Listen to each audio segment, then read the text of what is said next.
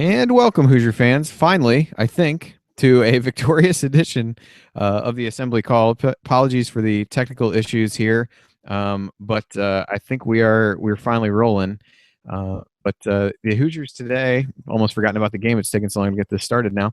Won 96-92 over the Ohio State Buckeyes in a game that IU got off to an incredibly hot start, but allowed Ohio State to get back in the game and found a way to bounce back and hang on at the end when it seemed pretty unlikely, quite frankly, that they would find a way to do that based on the way they had played, based on how they had played over the course of the season, and so. A good note for this team to end the season on, the regular season at least, and I think that's certainly a positive. So Jared is not here, which probably accounts for the technical issues that we have seen thus far. But this is Andy Bottoms. I'm here with Ryan Phillips, and we're going to break down everything for you on this edition of the Assembly Call IU postgame show.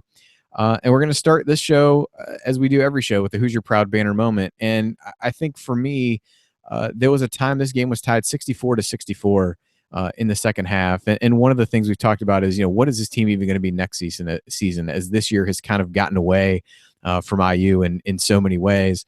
And kind of wondered how the returning players would really be able to step up and who that would be. And after this game was tied 64-64, the combination of Robert Johnson and Juwan Morgan scored 17 straight points between the two of them, and really allowed IU to build a lead back up to, at that point, I think, after the last Johnson three-pointer of that sequence, they were up by 12 points. So those two guys alone had outscored Ohio State 17-5. And so they were up 12 with 4 minutes and 44 seconds left. Obviously, the free throw shooting at the end seemed good at times, not good at others. But it was good to see them bounce back, and certainly a really good bounce back game for Robert Johnson, which we'll talk about today. But for me, that was the banner moment, just being able to see these guys as the game started to get away from them. Show some resiliency, because it was easy, certainly in manning the Assembly Call account during the game today. People were just waiting for the wheels to fall off at that point. And those two guys really, shouldered the load during that time period, turned things around. And I think as we start thinking about, what a banner moment would be for next season, it would be guys like Robert and Juwan stepping into more leadership roles and being guys that go out and get key baskets and make key stops during those stretches. And so I think if anything we can take away from today's game, hopefully it was that those guys got some confidence and certainly played well in a big spot. So really, really important for them, and why I picked it as tonight's banner moment. We'll see later if Jared would have done the same. But the banner moment is brought to you by our friends at Hoosier Proud, an Indiana-based brand by Hoosiers for Hoosiers. Hoosier Proud offers a line of T-shirts and accessories that are unmatched for anyone who wants a unique, stylish way to display their own pride in being a Hoosier. I know I own a few of their different shirts, the Assembly Call shirt, obviously, but also the Kick Was Good shirt, which scored me a free beer at a beer festival over the summer last year, so kind of paying for itself in some ways. And also the home shirt that they have there is really good, and all those items are really comfortable. They recently launched our Assembly Call sweatshirts, and so I think I would encourage everybody to definitely check out what they've got. And if you do that, make sure you use the promo code Assembly at checkout to receive a 15% discount on the entire order. Promo code Assembly to receive 15% off. So let's make the extra pass, find the open man, get some opening thoughts on the rest of the team, which today is Ryan Phillips. And Ryan's rant tonight or this afternoon, I suppose, actually this morning for Ryan on the West Coast, is brought to us by thebiglead.com. I think that what you have to talk about in this game is just, where has this offense been? I realize they're playing Ohio State, who's not a very good team, but you're on the road playing Ohio State, and you're able to get 93 points out of your starters. And they only got 3 points off the bench. So it was guys who have been largely ineffective for a few weeks. And as you mentioned, Robert Johnson, James Blackman, Thomas Bryant looked more like himself today, and they shot 58.6% from the field, 52.2% from three. I mean, this is the offense we expected from this team this year, an ability to put up this many points, maybe not, hit the mid 90s, but you expected them to be able to drop 80 on a bad team. And the fact they did it against Kansas to open the season, to go over the century mark against Kansas to open the season. Probably inflated expectations a little bit, but they put up 54 points in the first half today, 42 in the second. I mean, it's one of those things where you're like, hey, you know what? It was nice to see that. But at the same time, you're kind of ticked off because there were so many opportunities for this team to do this year. They shared the ball, they moved the ball, they found open shots, and everybody got involved, at least among the starters. And you know, on the one hand, that was great to see. On the other hand, it was disappointing because, you know, where has that been? And you had 18 assists on 34 made field goals. You had just 12 turnovers. You know, everything was clicking for these guys offensively, and it's really just feels like this season was a missed opportunity. And I think that even if they had lost today, or even won and not played that way, I think you would feel I'd still feel it was a missed opportunity, but it wouldn't be as glaring as it was today. And you know, putting up those kind of numbers on the road really kind of drove home that this team was capable of so much more this season. And you know, maybe they found something. I don't know. We've been saying that for a long time. It seems like after a lot of games, we said, "Oh, well, maybe they'll finally get it going." Well, they got to get it going now because you got the Big Ten tournament starting this week, and they got to make a run if they have any shot at the postseason. I think they're at the NCAA tournament. I think you would agree with that. How far off the bubble are they right now, by the way? I mean, well, Illinois had worked their way back in and then lost to Rutgers, so I guess anything is possible at this point. But they're maybe in that like next four out category. And this win, while it gives them a second road win, which was something they desperately needed, certainly helps a little bit. But I also would say they need to do some other damage in the Big Ten tournament for sure. And you know, the first game they play in really any scenario is likely not to move the needle too much, particularly if Nebraska would win against Michigan. That would put IU in the 11 seed, and they would play Rutgers. So that doesn't really help. If Nebraska would lose, IU is the 10 at this point, and they would play whoever winds up seventh. And the Big Ten has too many games left for me to attempt to speculate on what that might actually look like. But you're not going to dive that deep for us right now. Not really. It took me quite a bit this morning just to figure out what the different scenarios were for IU. So I'm gonna take a pass on figuring out other teams with how you know, bunched up teams are in the middle. So I think there's some chance, but they'd almost have to you know, for them, I think at this point they need Nebraska to lose. They can avoid having to play on Wednesday in the Big Ten tournament, and then hopefully get some decent wins Thursday, Friday, and into Saturday, and maybe if they make the final but don't win. But also hard to project this team forward into winning, you know, 4 games in a row at this point based on what we've seen so far. So I think that is a question mark at best, but certainly good to see them get going. And I mean, are they pretty secure in the NIT right now? Would you think? I know you don't do NIT bracketology, but would you think that just not quite that much of a degenerate just yet, because but maybe they're someday, Indiana, and because of, you know, some of the wins early, do you think they're solidly in the NIT? I mean, because obviously we've talked about it. I had taken NIT bid just because it's good for the younger players to get some more experience and practice time. But it's 17-14, 7-11 in the conference. Let's say I mean, you know, no matter what they do in the Big Ten tournament, you've got those wins over Kansas and North Carolina. Do you think they're in? I don't know if they would lose the next game. 17-15, only 2 games over 500 feels like that might make it close. And the other thing that is a huge dependency here is that non-major conference teams who win their regular season title but don't win the conference tournament title get an automatic bid to the NIT. Right. So depending on how those shake out, that can either suck up a lot of bids or not very many. Okay. And so we'll start to see. I mean, I think the only champ that's been eliminated so far is Belmont, but most of the conference tournaments have really just started. So I'm not sure about that yet. I would agree with you. I think it'd be worth taking as we start to look forward to next season, but we'll see what happens there. But I think, you know, a lot of good individual performances to talk about in this game. Sure. And so we'll definitely look ahead to some of those guys, including the, you know, conversation of where exactly has this Robert Johnson been as we move forward on the show. And we'll talk about, you know, like I said, a lot of guys had good performances, held on down the stretch, and we'll get to all those as we move forward in this episode of the show. But first, I wanted to take a minute to tell you about our other sponsor, SeatGeek. Buying tickets online for sports and concerts has been a confusing process for a long time, and it's always been hard to find the best deal for that game or show you wanted to go to. And unfortunately, none of the older ticket sites wanted to change that. And that's where SeatGeek is different. Come along, create an amazing app and website to make it easier than ever for fans to buy and sell tickets. SeatGeek is always the first place that I go to look for tickets to a game or concert. And perhaps if the Big Ten tournament was not stupidly in Washington, D.C., I would look for tickets to that on SeatGeek. But SeatGeek is designed to make everything easier for sports and music fans. They do all the price comparison for you by searching multiple ticket sites, ensuring that you get the best possible deal. SeatGeek does the work. You save the time and money. And best of all, listeners here get a $20 rebate off their first SeatGeek purchase. And in order to get that $20 rebate, you need to download the SeatGeek app, go to the settings tab and click add a promo code, then enter promo code assembly. SeatGeek will then send you $20 after you made your very first ticket purchase. So download the SeatGeek app and enter promo code assembly today. All right, you're listening to the Assembly Call. I'm Andy Bottoms here with Ryan Phillips, and we are discussing Indiana's 96-92 win over Ohio State. And Ryan, I guess let's talk first about some of these individual performances here.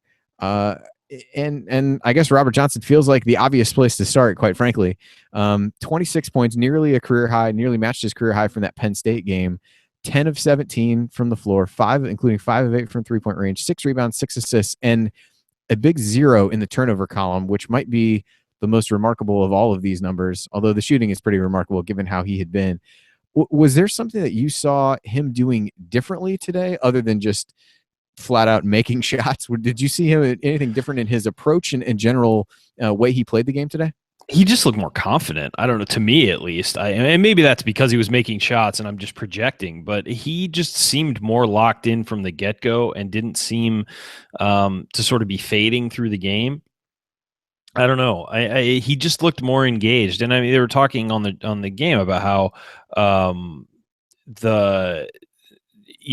they were talking about how Tom Crean was on the court before the game, getting guys energized so they get off to a good start, and that worked. I mean, the team was, just they were on fire early, and I don't know. He just looked more poised, more confident, and he was following through on his jumper, which he hasn't been doing. He wasn't fading side to side. He was engaged and jumping towards the hoop every time he took off.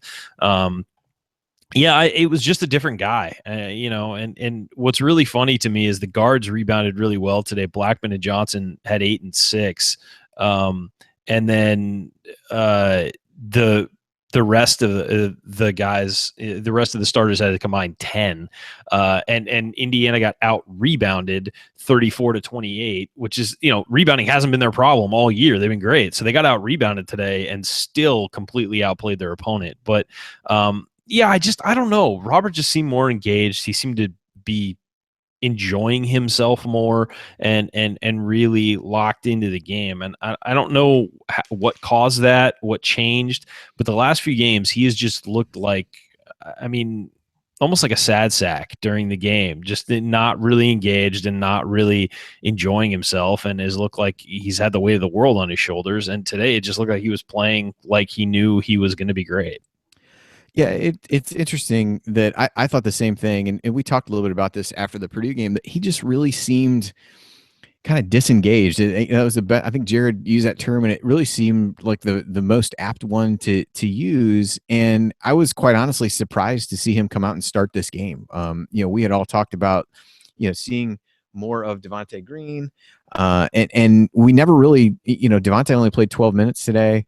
Did hit a big 3, albeit not at the end of the half, but so he didn't play a lot. And of course, the way Johnson started the game, there was certainly no need to, there's no reason to change not things, ride him at that point. But it was, the other thing that struck me about Robert was, he hit his first 6 or 7 shots, and I think he missed 6 in a row after that. And, kind of went along with the way the team was going, and you're just waiting like, man, this guy, he's going to go back into a shell. And he really stepped up during that stretch I mentioned in the banner moment and made, a variety of shots, made some, kind of a more like mid-range jump shot, hit a 3, went to the bucket for a couple layups, and then really started to dig in more defensively at that point. So it was kind of strange for him both to just kind of rebound at the beginning of the game, then rebound within the game in the way that he played. But definitely happy for him, not only as the fan club president, but just as, a guy that a lot is going to be expected of next season. And I think there are people probably reasonably asking some questions about, what his role would really be. So, Yeah, I mean, you got to look at it too. He played 36 minutes, so they relied on him heavily. And Newkirk played 39. But those guys earned that playing time. It's interesting that they got relied upon so heavily after the guards were the thing that we discussed as being a problem over the last couple games. And both of those guys, I mean, Newkirk's been on the rise for a couple weeks, but to see both of them play all but 4 minutes combined in the game or 5 minutes in the game was pretty remarkable. And Newkirk, I don't know, I think 18 points for Newkirk, 5 assists. He did have the 3 turnovers, but I thought he played well too. I mean, it's interesting that they built this game on the backcourt after that group had been struggling for a while. Yeah, I thought Newkirk was a guy who really came out well at the beginning of the game, then kind of disappeared for a little while, and then played well again down the stretch. But yeah, a few of those turnovers where it was, what we had seen from him when he wasn't playing well early in the season, where he would drive the baseline and just have no idea what he wanted to do with it. But he played 39 minutes, which I don't think I quite realized, and had 5 assists. That was, just the assist numbers in general, I think are indicative of the way that they moved the ball early on. And I think that was one thing that really stood out. Again, not to ask you the same question again, but ball movement, how did you see that progress over the course of the game? Because I felt like it really ebbed and flowed. Yeah, they obviously came out moving the ball really well. I mean, I think that was evident right from the get-go, that they're moving the ball incredibly well. And then I thought that it sort of got stagnant after that great start. I think that after a few minutes, it kind of went away. But then they kept picking it up, and throughout the first half, I thought it was really good, but there were kind of some slower points. Second half, they started out and it was awful. It just didn't seem like they were as engaged. Maybe it felt like they kind of blew it all out in the first half and kind of regressed to start the second half. But then it picked up again, and you did see guys sharing the ball, and you saw guys just sort of making the extra pass and looking for the open man as opposed to just looking for their own shot. And it's amazing how different this team plays when they move the basketball. I mean, it's the Golden State Warriors principle that's been there, and they've really showed it over the last few years, is that those guys will get their shots if they move the ball. And you may not get it on this trip down because you're passing it one more pass to the guy who's open, but on the next trip, that guy's going to pass it to you. And as long as you guys are connected and playing together, everybody's going to get their chances. And so when you're hunting your own shots and looking for your own shots, and I think that's why we've harped on James Blackman Jr. a little bit this year, is because he sort of sometimes will get the ball and just kind of look to score. But if you move the ball and everybody cuts and gets into position, eventually everybody's going to get involved, as opposed to one or two guys getting their shots and everybody else, sort of left on the outside. So I thought that there were stretches in this game where they looked like Indiana teams in the past who played very good offense by moving the ball and getting everybody involved. And you see that in the scoring. I mean, all 5 starters were in double figures. And, Newkirk had 18, Blackman had 22, Johnson had 26, Bryant had 16, and Morgan had 11. So everybody was involved. Everybody was making shots. Everybody was getting good looks because they were moving the basketball. So, yeah, I agree. It did ebb and flow, but for the most part, you score 96 points, it means you're moving the basketball. Yeah, you mentioned the starters. 93 of the 96 points came from the starters in this one. So you're not going to lose too many games when you do that. I thought, the beginning of the game, I think they scored in the first 10 possessions. Maybe it was just 9. But so many of those were just the result of actual cutting. Blackman scored on a back cut on the very first basket of the game.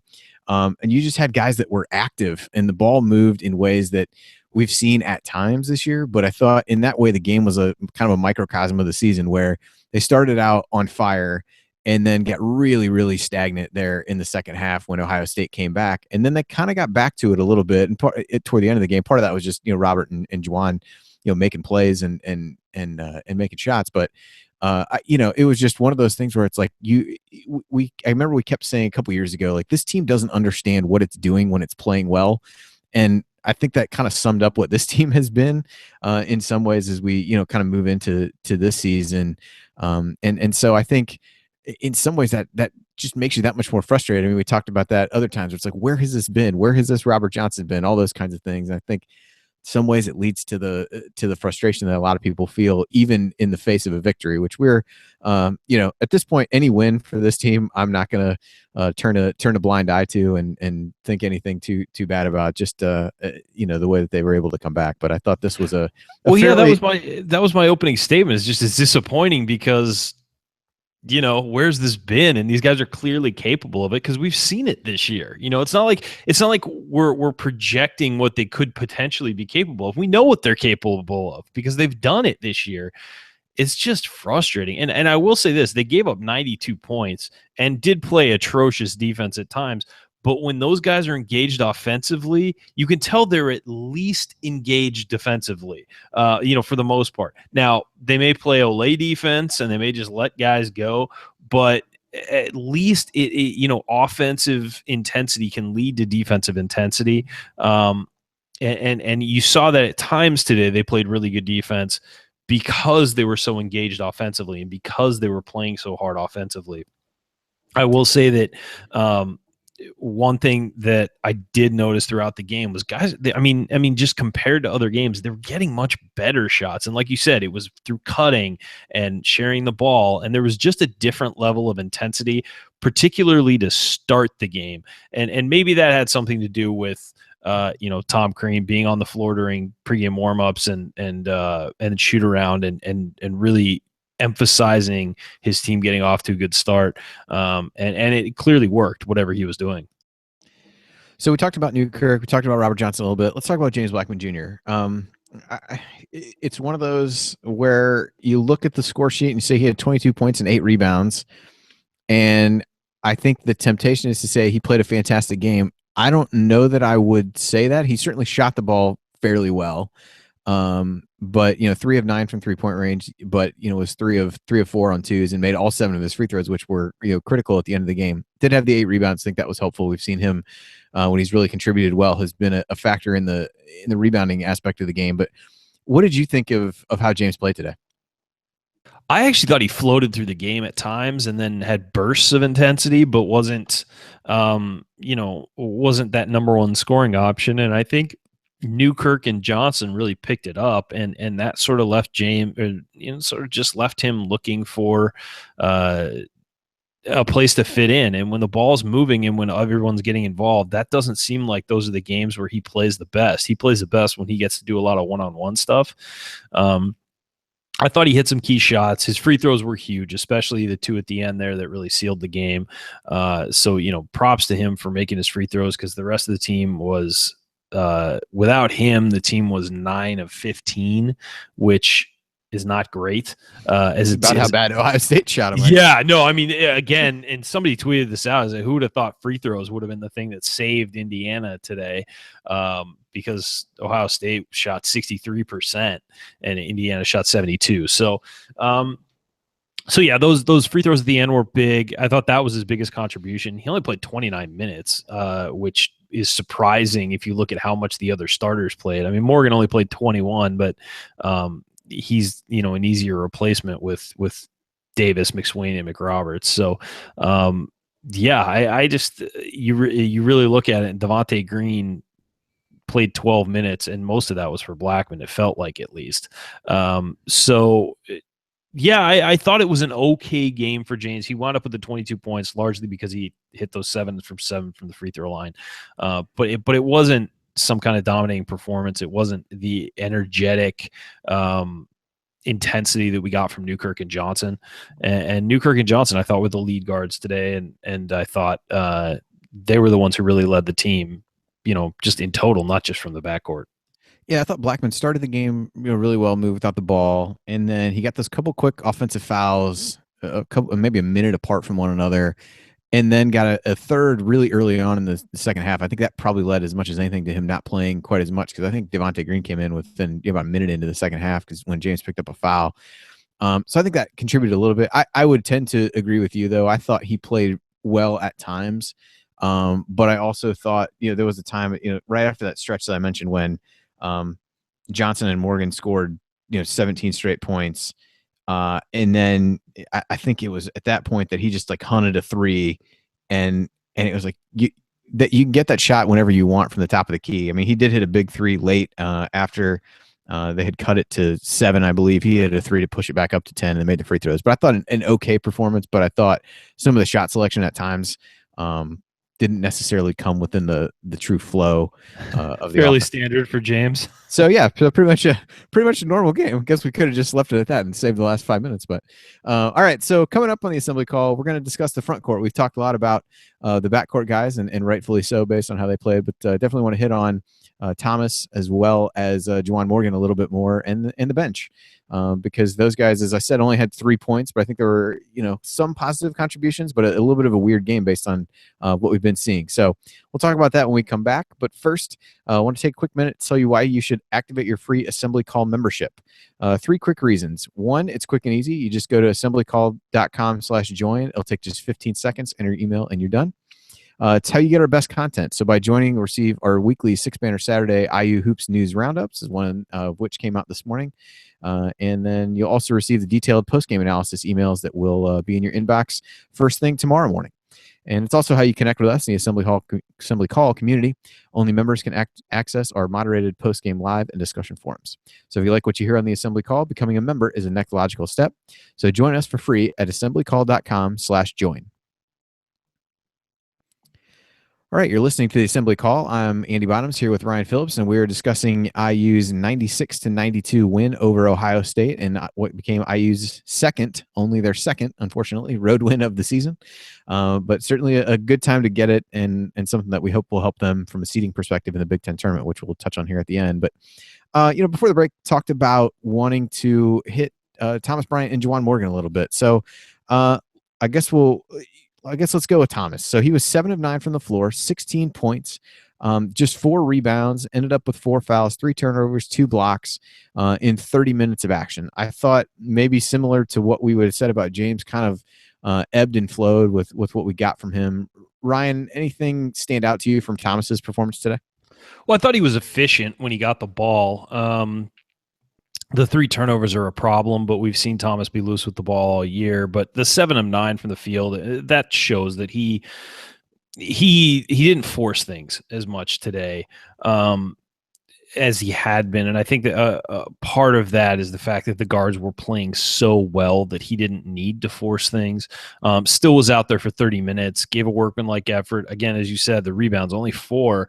But, when you've got Blackman and Johnson grabbing 14 combined, your ability to grab rebounds is going to be suppressed a bit. Plus, I mean, the team only had 28. So just 1 offensive rebound for Thomas. So the rebounds weren't coming today. And I don't know if that was something Ohio State was doing or the fact that Indiana was just making so many shots. But he did have 2 blocks, I thought at times played very well defensively. Again, that ebbed and flowed like this team, like it always does with this team. So I thought he played, it wasn't a game that he's going to throw on tape for scouts, but I thought that it was a solid performance, and he didn't do anything to hurt Indiana, and at times was very helpful. So, that's obviously always going to be a positive when the guards are playing that well. You just have to contribute. That's all you have to do. You don't have to be the dominant force in the middle. And the 7 of 9 from the field meant he wasn't being, selfish. He wasn't taking shots that weren't there. He did take the 1-3 and he made it, but didn't force others. And so I thought it was I guess it's a weird way to say this, but I thought it was a restrained game from Thomas, and he was just very efficient instead of trying to force things. Yeah, interesting thing for me is to look at first half versus second half for him. So first half, he had 14 points, didn't have any turnovers, didn't have any fouls. And the second half, he only took 1 shot, which he didn't make, and had 2 rebounds and committed all 4 fouls and all 3 turnovers after the break. And I thought he struggled at times with a double team, although they were doing that really in both halves.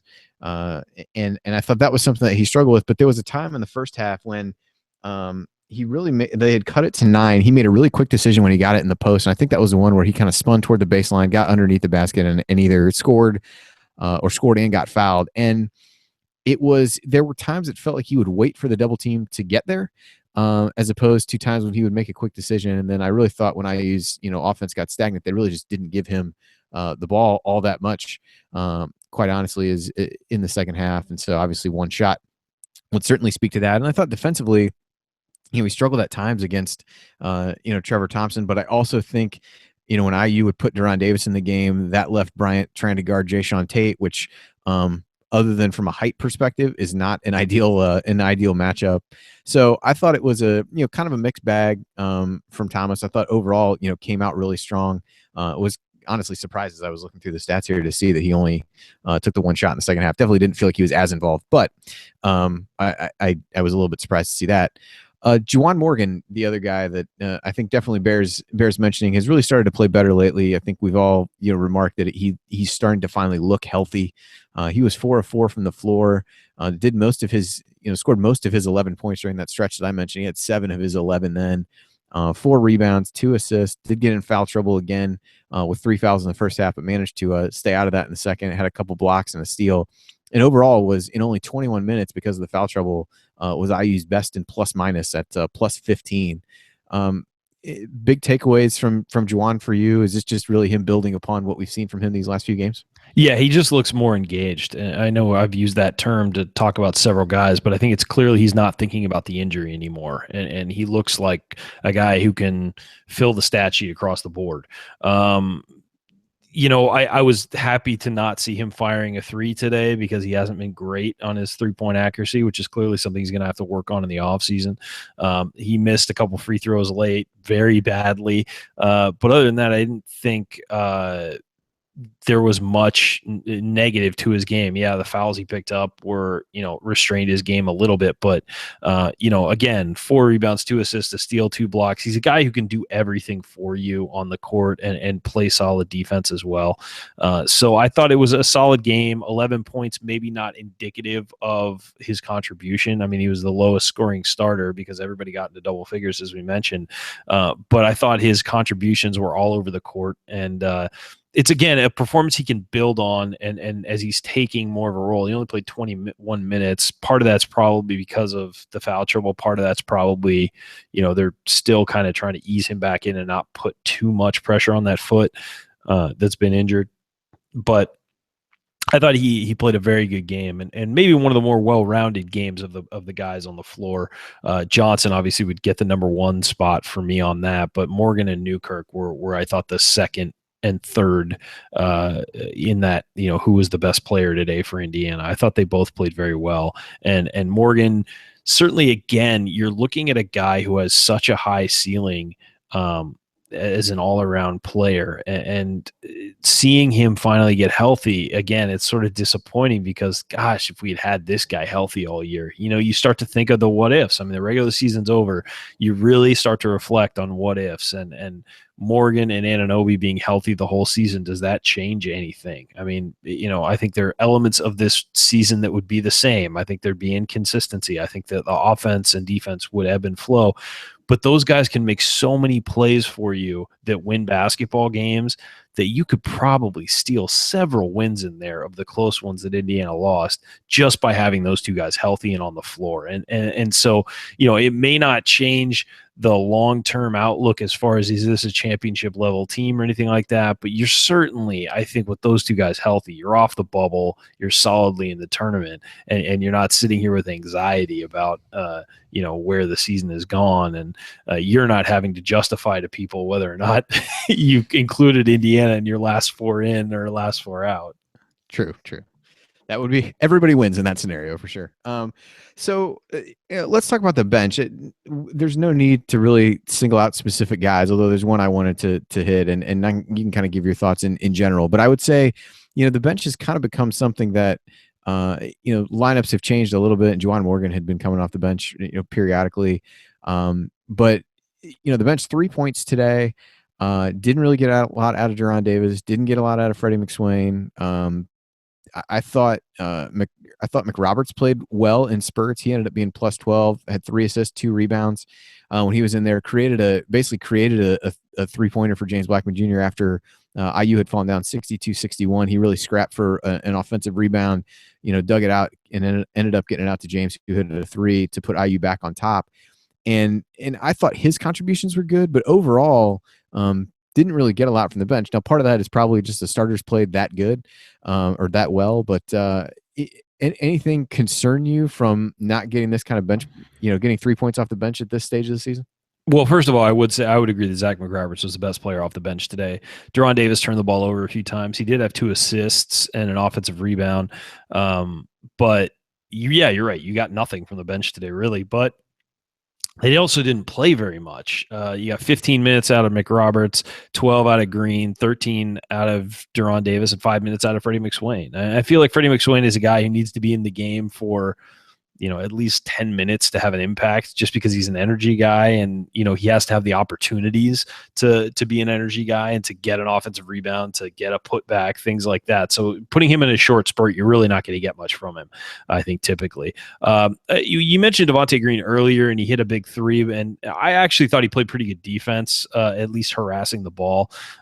But again, you just didn't get much from these guys today. And I think that to some degree that is concerning. But at the same point, as you said, the starters played so well and they had such a flow going offensively. There was no reason to replace them for much of the game except for to give them a breather. I mean, except for that stretch where Indiana went behind and McRoberts and some other guys came in and made an impact. I guess McRoberts was really the only one who actually came in off the bench, but they, that affected the game, and that turned the game around back towards Indiana's direction. But yeah, I mean, I'm not super concerned about the bench struggling, just because it's particularly the backcourt had such a good day. Yeah, I thought there were times in a stretch, I think from about the 6-minute mark to the 3-minute mark, that IU played with essentially Juwan Morgan at the 5 and McRoberts was playing the 4. Now, part of that is Ohio State is not a big team outside of Trevor Thompson. So in some ways, I think that was personnel based and things like that. But I thought McRoberts gave some really good minutes, and Devontae at times was good. But otherwise a quiet day for the bench. But I think you'll take that when the starters score 93. Last thing I wanted to hit before we head to the break, if there's something that I walk out of today's game feeling not very good about, it surprisingly is not turnovers, because IU did turn the ball over more in the second half. Certainly, I think 7 times compared to 5. A lot of those came, really quickly in the first part of the half. But it was more of the defense. In looking, Ohio State scored. Obviously, they scored in the 90s. They scored 1.24 points per possession, which is not good at all. They shot 51% on 2-pointers, 57% on 3-pointers, which is close to what they shot from the free throw line somehow. I thought IU late in the game missed some opportunities to get defensive rebounds that really would have closed the game out. Again, that's a part of ending the defensive possession. And perhaps the most telling quote was at one point in the second half. I was also not sure what defense IU was playing. It looked like they were playing a box and one at one point. All I could tell was that Josh Newkirk was playing man on whoever he was guarding, and the other guys seemed to be playing, in a kind of a box formation as you'd see in a box and one. But Dockage, Indiana is very confused by their own defense. I was also confused by it, and certainly the team looked that way. It seemed like maybe some of those where they were playing zone and they would switch in the middle of the possession, or maybe just not enough guys knew exactly what was happening on defense. But one, could you identify what defense IU was playing during that time in the second half? And two, that's a no. And okay, good. All right. I just wanted to make sure. That was an easy question. No one could, so that's fair. I guess secondarily, what concerns does that give you as they move forward into the Big Ten tournament? Was it a matchup thing in the way that Ohio State plays? They just have a lot of small guys who want to put the ball on the floor, or is it far more than that in your eyes? It's of course it's concerning. You give them 92 points, it's concerning. I think some of that has to do with the flow of the game. I mean, look, when Indiana's running and scoring the way they do, the opponents are going to score points. I mean, that's just that we've seen that over the years. The opponents' numbers are going to get inflated by that. But the inability to get key stops is the real problem. It doesn't matter how many points you give up. And I know people love the advanced stats of points per possession and all that stuff, and it indicates a lot. And it actually tells you a lot. but really, it doesn't matter how many points you give up as long as you get key stops. And as long as when the game's on the line, you can stop the other team from scoring and convert on your end. So that's all that matters, really. I mean, if you're looking at the real the way it all lines up. I mean, some of those North Carolina teams Roy Williams had early in his tenure were scoring a ton of points and giving up a ton of points, but when it came to crunch time, they'd get stops, and then they won 2 national titles doing that. So I would say that it's concerning mostly because they failed in most instances to get key stops, and when there's a good run going for these guys, they can't stop the other team from coming back and going at them and continuing to score. So what you're getting is both teams on a run instead of one team playing well and then stopping the other team from coming back. And so that to me is the biggest issue, is just the inability of key stops that we saw last year. Last year's team was able to do that and was able in crunch time to step up and say, all right, we're going to get a stop here. They're not going to score. We're going to continue to score, and that's how we're going to win the game. So again, the points per possession numbers and things like that, they're huge, obviously, and they're a factor, and there's something you have to look at. Same as turnover percentage and all of that stuff for this team specifically. But if they could just get stops when it mattered in the last 4 minutes of the game, none of that would concern me. But it's the inability to do that really is the biggest, thing about the defense that really irks me, at least, and concerns me. Yeah, I think a couple things to me stood out defensively. One was what you said. Key possessions, even just to start the second half, is can you come out and really assert yourself? They had let the lead slip away a little bit, but gotten it back up to 14 there at the end of the half, and come out and give up a layup. And not long after that, Trevor Thompson catches the ball 2 feet in the paint, scores. And so I think those things are concerning. And then it just felt like, well, we're just going to throw at him whatever defense we can come up with, and nobody knew.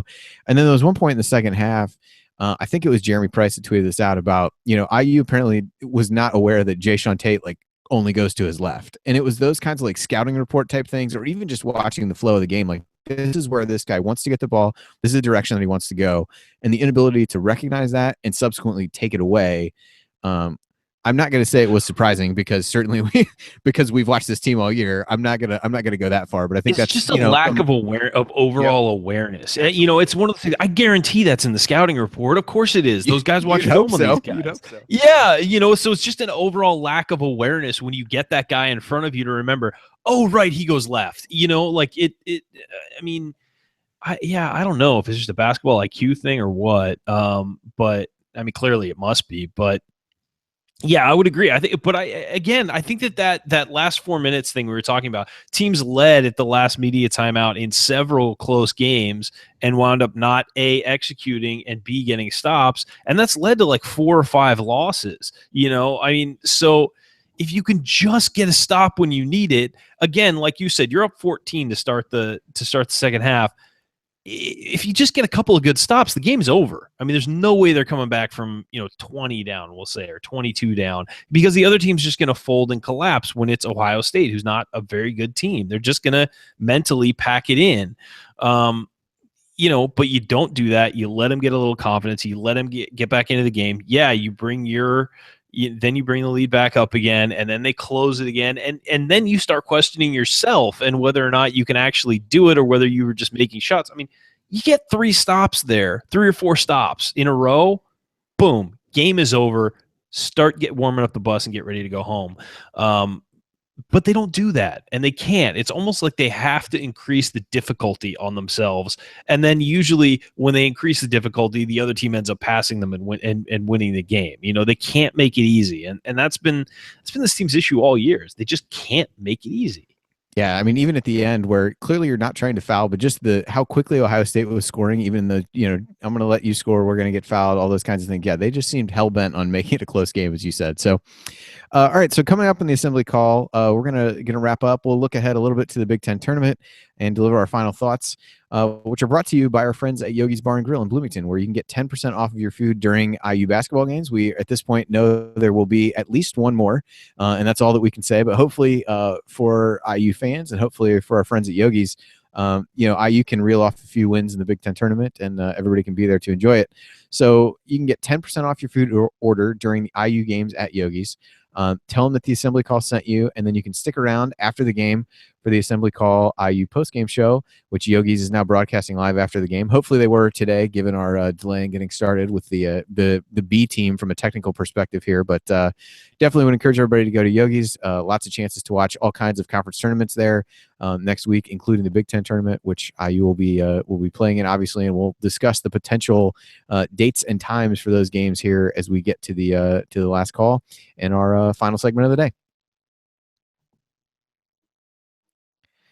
All right, you're listening to the Assembly Call. I'm Andy Bottoms here with Ryan Phillips, and we are discussing IU's 96-92 win against Ohio State on the final regular season game of the season. And Ryan, anything else you wanted to hit on this game, or do we just move forward and go ahead and look to the Big Ten tournament? Well, I want to.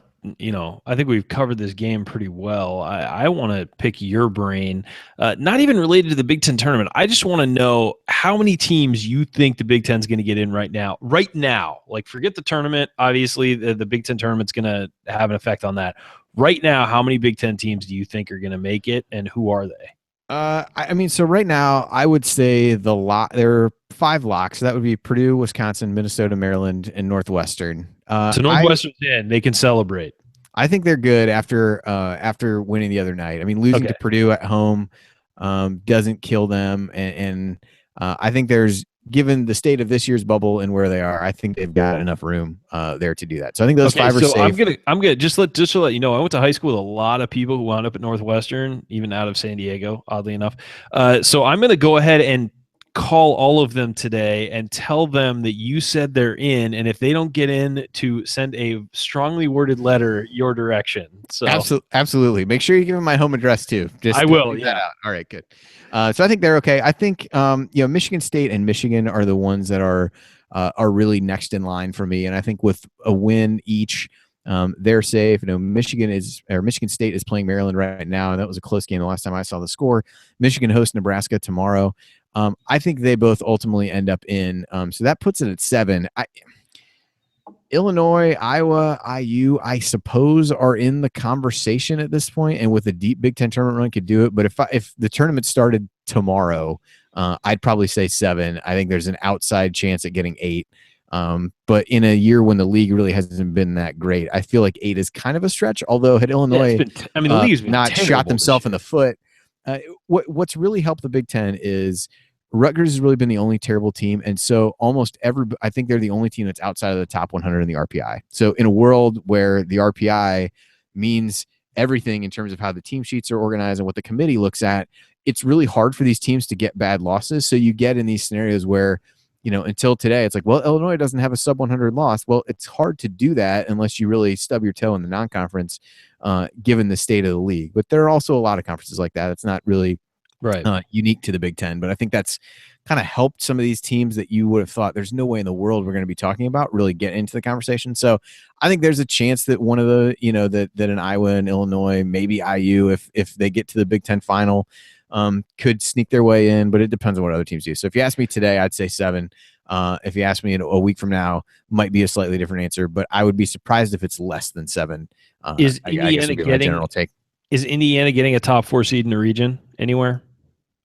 Is the Big Ten? I'm sorry. I was like, no, Ryan. We've watched this team. This is not a different year. Sorry, the Big Ten. I apologize. Is the Big Ten getting a top 4 seed in the region?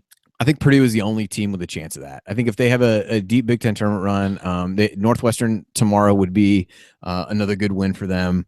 They get to the finals of the Big Ten tournament. I think I could see them getting there.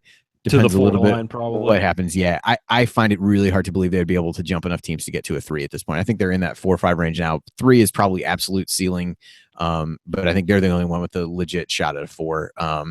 I guess Minnesota, from a seeding perspective, is probably the next closest, but I just don't know that they've got enough, top end top end wins, and everybody else is kind of moving in the wrong direction that Is was Minnesota once thought of in that conversation. is Minnesota the biggest surprise to you this year?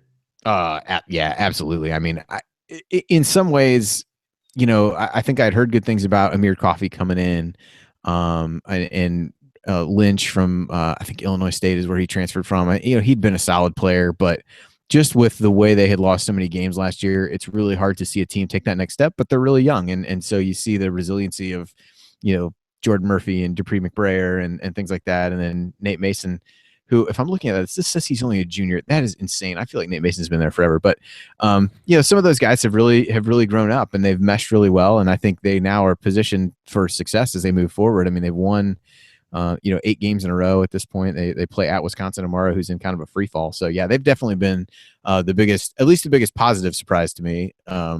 Probably could guess who the biggest negative surprise has been at this point. Let's not talk about that. Although Wisconsin doing their damnedest to be considered in that I would agree conversation as well. I mean, when was the last time you said that a Wisconsin team was sloppy?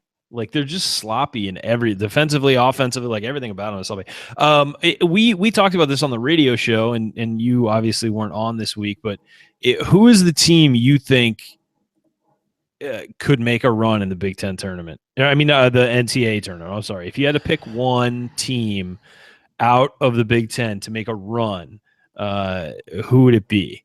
I mean, because we were talking about how there's very low confidence in these teams. So yeah, I don't know. So which team did you say? I need to know which one of you I'm going to end up agreeing with, because one of you is I'm going to end up agreeing with. I just don't remember who said what. Jared said Michigan because of their shooting. I said Michigan State because of their talent and the fact that Tom Izzo can get guys to play well together in a short spurt of time.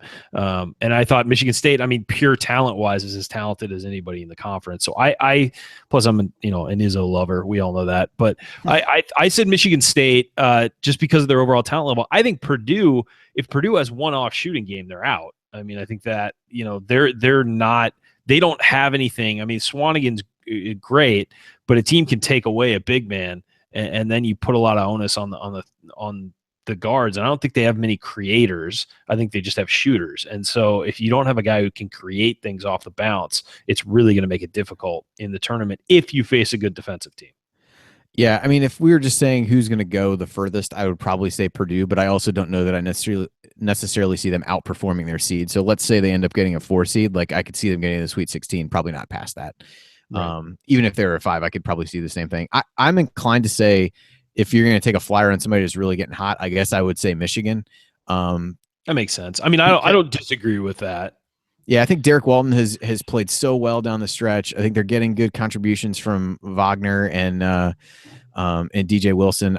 So they give them enough inside. But yeah, I mean, they could also lose to somebody by 20 if they're not shooting the ball well, and they've shown some struggles defensively, although I think they've improved there. So I think Beeline's had tournament success and can spread people out in that regard. So if I had to pick one to kind of outperform what their seed would be, I would say Michigan, but I do not believe this is going to be a banner year by any means for the Big Ten and the NCAA tournament. I would wholeheartedly agree with that. If there were no Sweet 16 teams from the Big Ten, I wouldn't be stunned. Not at all. I would not be surprised if no Big Ten teams get out of the first weekend. Absolutely not.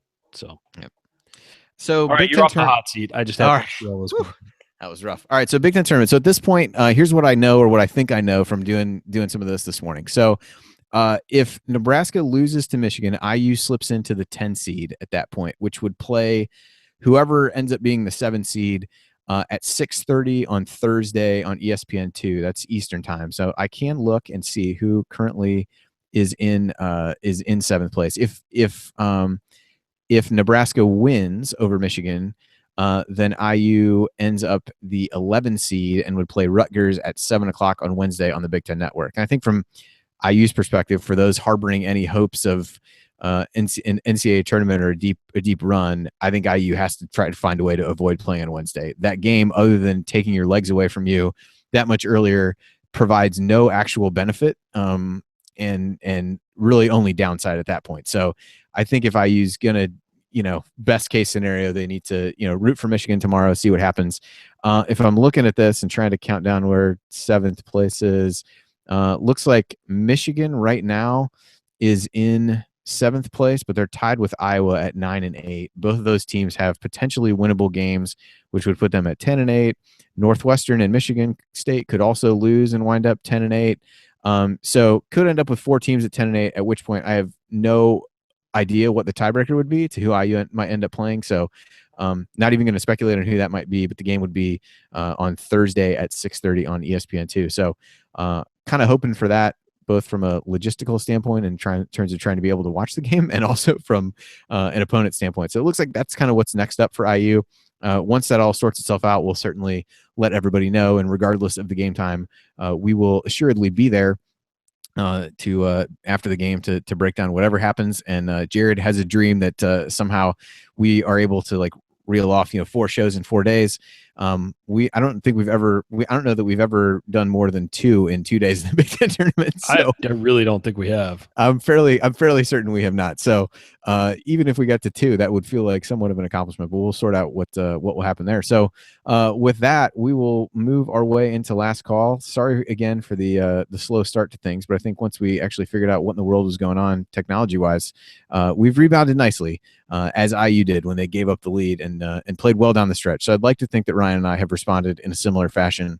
But also, as any time that Jared is not here, just goes to show he's the real brains behind this operation, and we probably would not be able to do it without him. So I'm not saying that's why he's gone. Don't be nice to him. Now he's going to get a big head. Well, I'm not saying that's why he's gone, but I think it's one of those where it's like, you know what? I'm just not gonna be there every once in a while. Just let these guys know what's up. So, Jared, we appreciate you. So with that, I'll go to Ryan first for last call, which is brought to you by Yogi's. Ryan, what was your last call from today's game? It was nice to see him get a win. Obviously, some guys played really well today. But at the same time, as I said in my opening, it's just disappointing because you see the potential in this team. You see the potential offensively. And you see when guys are engaged and actually playing to their potential, that this team was capable of so much more. I mean, almost scored 100 points on the road today. And so I would just say that it was sad to see them play so well. And it's just such an odd thing to say if you're a fan, but I think you guys know what I mean. It's just they had so many opportunities this season. Regular season's over. Maybe they make a run in the Big Ten tournament, but certainly that's been a house of horrors for Indiana in the past. So we'll see what happens on Wednesday or Thursday, whenever they play. But at least they were able to finish it out with a win today, and we saw some good performances from guys. Yep, I would agree. So hopefully they can build on this. I mean, for my last call, it's any kind of deep Big Ten tournament run seems unlikely for a variety of reasons. IU's history in the event, the fact that they would need to win 4 to 5 games in it. I mean, IU hasn't won 3 straight games since a string of games in January against Rutgers, Penn State, and Michigan State. They haven't won 4 games in a row since a string that included wins over SIU, Edwardsville, Southeast Missouri State, and Houston Baptist. So very little seems to indicate that that's going to happen. Even in some ways, the play today from a defensive standpoint also does the same. But in trying to channel my inner Jared and be overly optimistic here, I mean, I think you can look at a couple of things. One, this team has absolutely nothing to lose. There's no pressure on them. We look at this last year where it's like they're going in against Michigan, win the league. The IU's Big Ten tournament struggles kind of hang over them, and they find a way to lose. Certainly no pressure on this team. If they can string things together, if they can shoot the ball well as they did today, people have often said they can play with anybody in the country. I don't know if I believe it to quite that extent anymore, but the Big Ten's not that great. So I think there's a possibility that they, can string together some things that, have to keep that momentum going. And I think that starts with guys like Robert Johnson and Juwan Morgan continuing to play the way that they have. And at the very least, I think that gives us, reason for optimism heading into next year, whatever the coaching situation is, whatever the roster ends up looking like. I think excited to see Juwan certainly string together a number of good games to get that confidence back. And certainly as the president of the Robert Johnson fan club, glad to see him get some confidence back, because he is a guy who was started the season as the most consistent guy on the team, completely went into a shell, and somehow found a way today to almost tie his career high and had 26 points in a huge win for IU. So hopefully the guys can get it together to build on that momentum.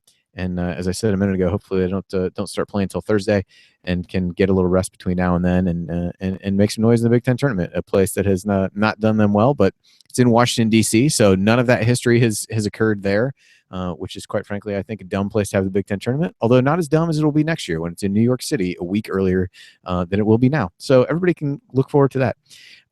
But that'll do it for this edition of the Assembly Call. Again, IU wins 96-92 over Ohio State. The next game will be in the Big Ten tournament, as I mentioned, either Wednesday at 7 or Thursday at 6:30, and that will be dependent on what happens tomorrow. So we will be here after the game to break it all down for you. And for Ryan Phillips, this is Andy Bottoms. We'll see you next time. Until then, keep your elbows in and your eyes on the rim, and go Hoosiers.